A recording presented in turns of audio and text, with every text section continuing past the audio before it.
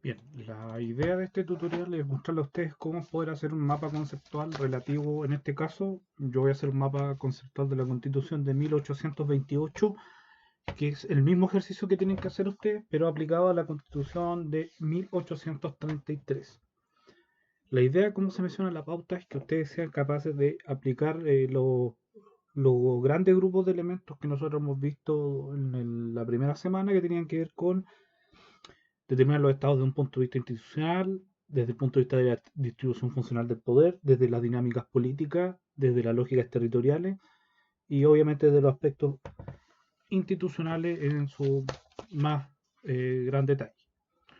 Por tanto, yo voy a grabar el video, esta es la única parte de audio, después ustedes van a más o menos poder irlo viendo, lo voy a acelerar para que no sea tan largo y ustedes puedan después ver cómo armar su mapa conceptual en este programa que estoy mostrando, que es el CMap Tools, que es un programa gratuito. De hecho, aquí ustedes pueden después, la idea, de hecho, es que presenten mapas conceptuales relativamente atractivos. Pueden ver las letras aquí, pueden cambiar el tamaño de las letras.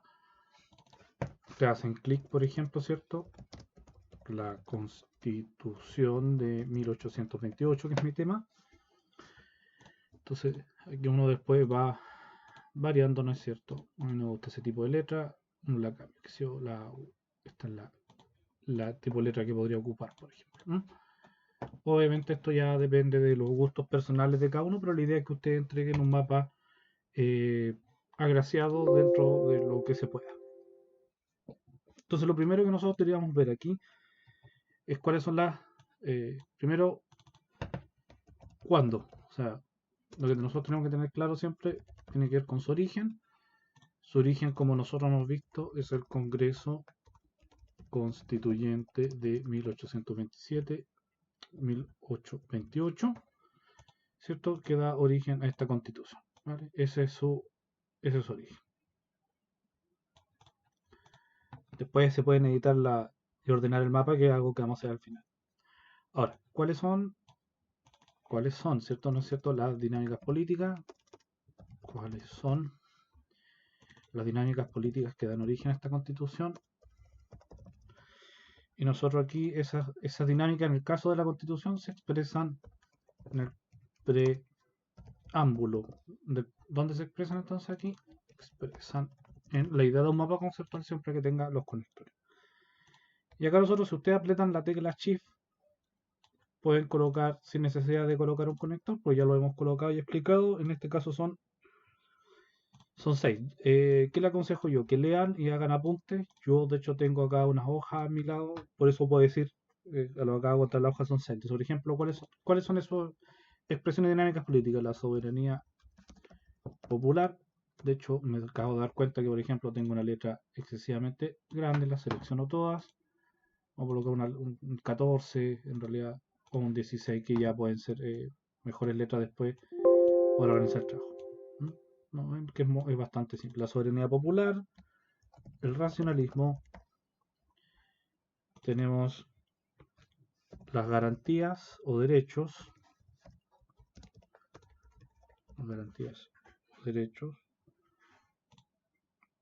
que es un gobierno representativo,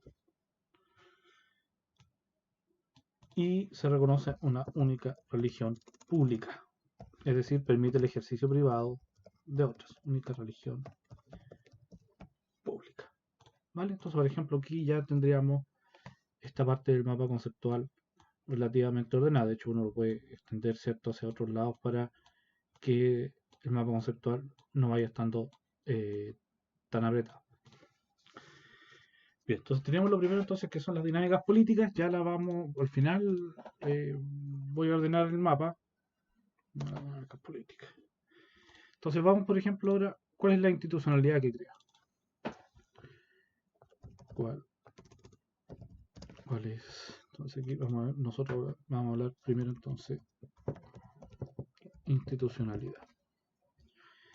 Esa institucionalidad nosotros la habíamos visto en formas de gobierno, en las reglas de autoridad pública y en la división, perdón, en esas dos cuestiones, y en los derechos y deberes, perdón. Entonces, que nosotros eh, De hecho, si uno quisiera, podría ordenar este mapa hacia acá, ¿cierto? Hacia arriba, adelantar estas dinámicas y expresiones políticas hacia arriba.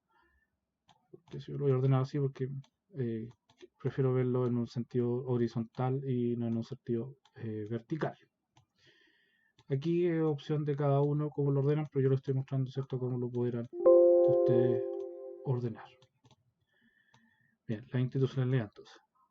Entonces, la institucionalidad nosotros podemos hablar en general de al menos varias cuestiones. La primera es lo que vamos a poner sin, recuerden, chip para sin, primero las formas de gobierno.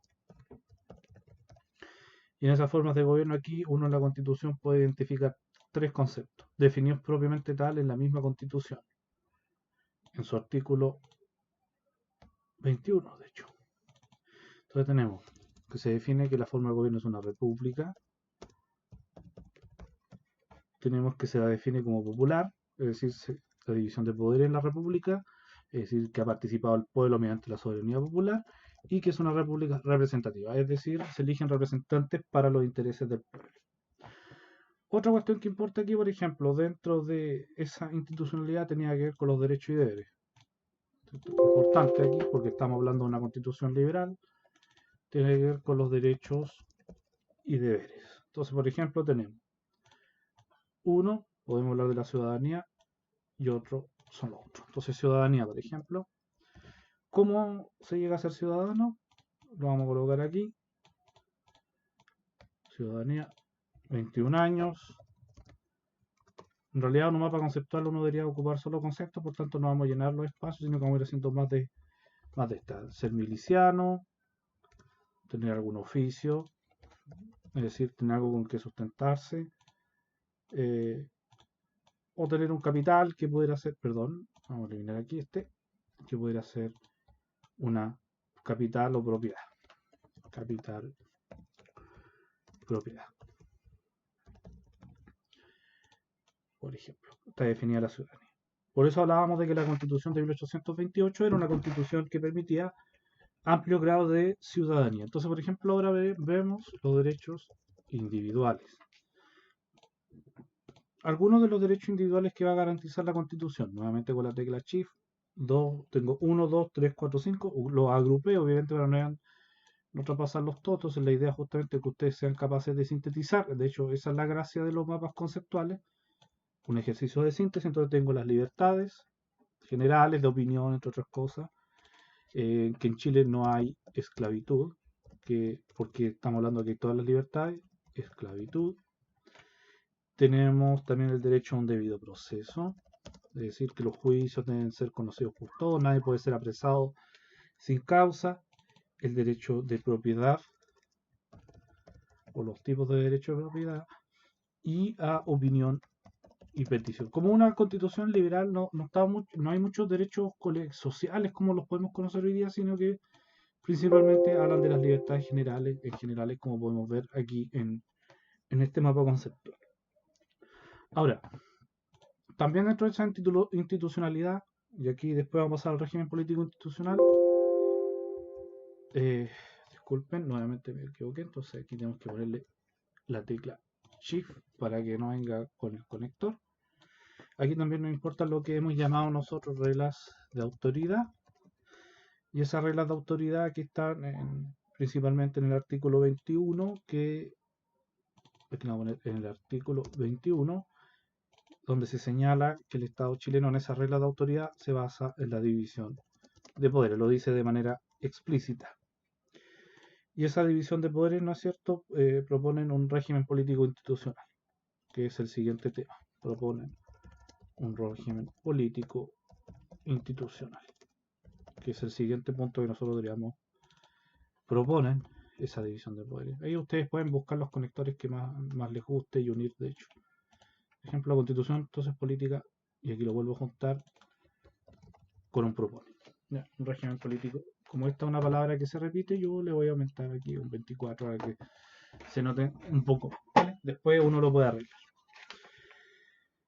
Eso nos lleva entonces a ese régimen político institucional. Proponen en realidad, ¿cierto?, la famosa distribución funcional del poder, y esa distribución funcional del poder obviamente tiene que ver con los poderes del Estado. Entonces tenemos tres poderes. Te va a hacer casi un mapa mental más que otra cosa, si se dan cuenta por el tamaño, cómo va quedando, y después lo ordenaremos para que se vea de mejor manera. Están 14, 16, perdón. 16. Entonces tenemos aquí, hay un poder. Como es una constitución liberal, también le da mucho peso al poder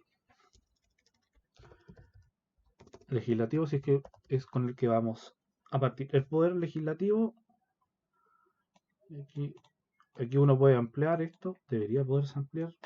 Vamos a ver si lo podemos. Sí, ahí está. El poder primero se compone como varias, de varias cuestiones. Entonces, aquí vamos a tener primero está el Congreso, que es bicameral. Ya vamos a ver cuáles son las dos cámaras. Que se elige, perdón, disculpen, que vamos a poner, se eligen diputados, senadores. Estos diputados podemos decir que son electos 1 por 15.000 habitantes, duran 2 años,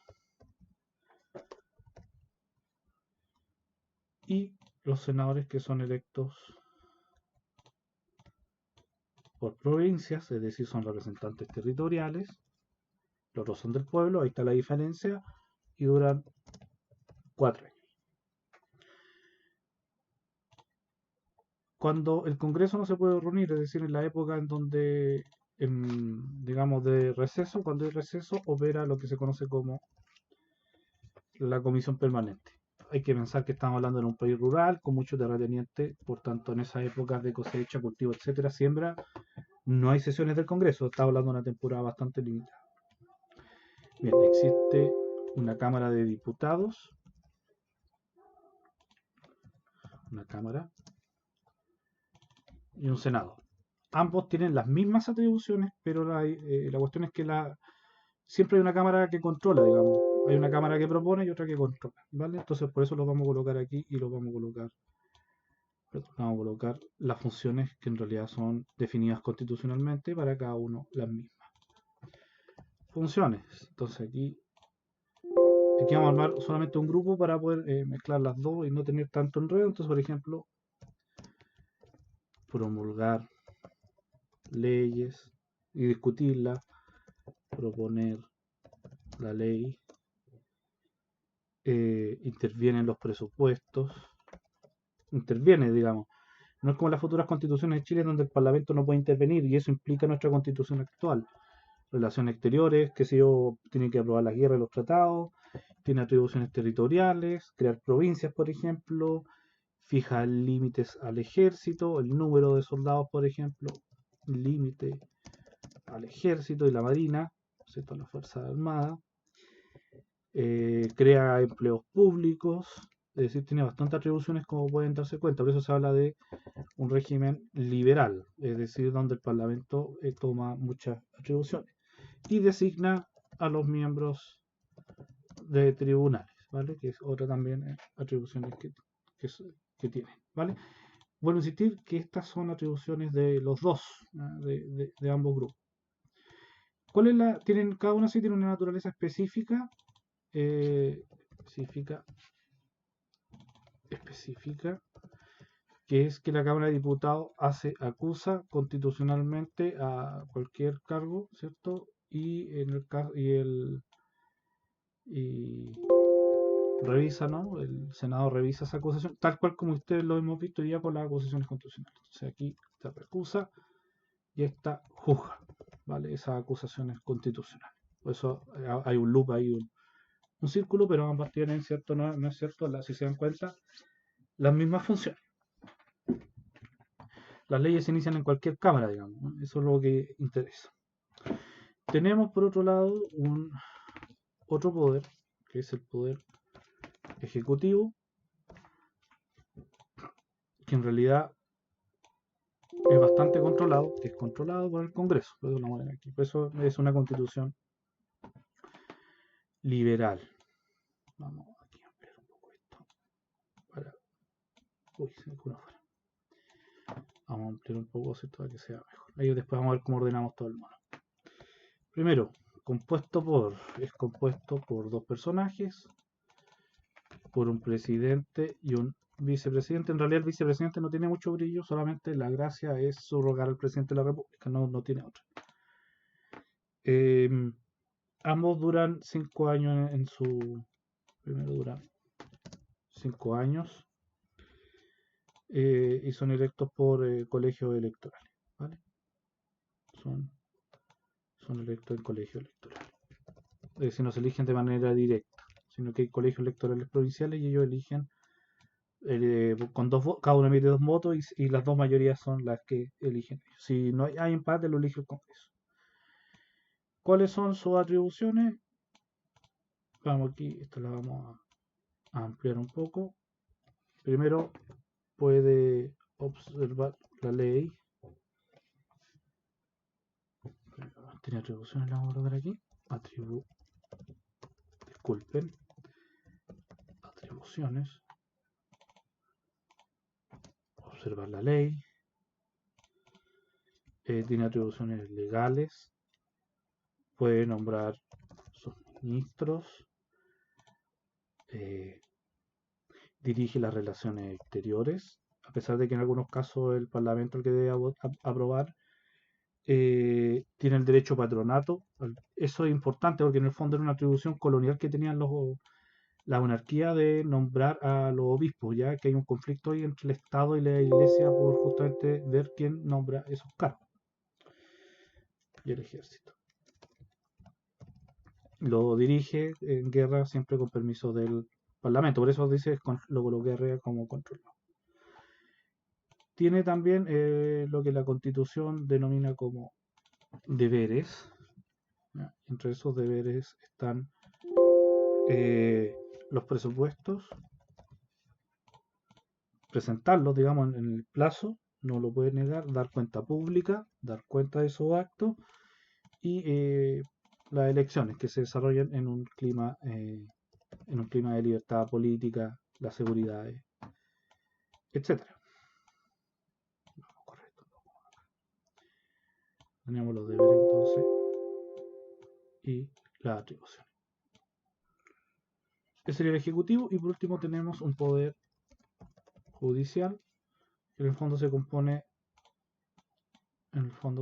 de 3 ramas: la Corte Suprema, que es el máximo tribunal, la Corte Suprema, las Cortes de Apelaciones, que es donde uno reclama un juicio inicial, vamos a poner en orden, y más abajo los juzgados locales, ¿no? Entonces uno va a un juzgado local si uno no lo satisface en alguna materia, va a la Corte de Apelaciones y va escalando en escala. Bien, y por último, nos va quedando, tenemos que como ordenarlo. Ups, esto se descontroló, como dirían algunos. Lo vamos a mover aquí un poquito. Vamos a ver cómo lo podemos mover para que quede relativamente decente. Nos quedan las materias territoriales, ¿cierto? A analizar. Vamos aquí mejor, no sé. Bueno, ya algo se me ocurrirá para moverlo. Vamos por mientras dejarlo aquí. Nos quedan también, que como tema aparte en todo caso, la distribución del... Esto no está asociado aquí, sino que sale directamente de acá. Y aquí es donde nos vienen los problemas. Lo vamos a dejar de este lado para que no moleste. Y ustedes tienen que ir ordenando sus ideas, ¿no? Yo, como lo estoy haciendo en vivo, tengo poco tiempo para pensar esto. Distribución territorial del poder. Bien. Estas dinámicas políticas las vamos a también a correr un poco más atrás, que no son tan importantes en general en este apartado. Entonces lo vamos a colocar aquí. Uy, disculpen. Tienen que ir jugando con el teclado. La vamos a mover hacia acá, hacia arriba, y esta la vamos a dejar hacia acá. Y después ustedes tienen que ir moviendo. Yo lo personal después ya tengo pensado movimientos, pero lo podemos dejar ahí. Bien, quedó peor. Ahí la vamos a dejar primero. Ahora sí, la distribución territorial del poder, y esa distribución territorial del poder tiene que ver con la existencia de provincias, concepto que está muy presente en la historia de Chile, y que en realidad esto debe haber sido así, un concepto importante: distribución territorial del poder. Y aquí lo mismo, con la tecla Shift lo enganchan donde estaban. Bien, las provincias tienen dos grupos de autoridad. Tienen la asamblea provincial y tienen el intendente. Está la asamblea provincial,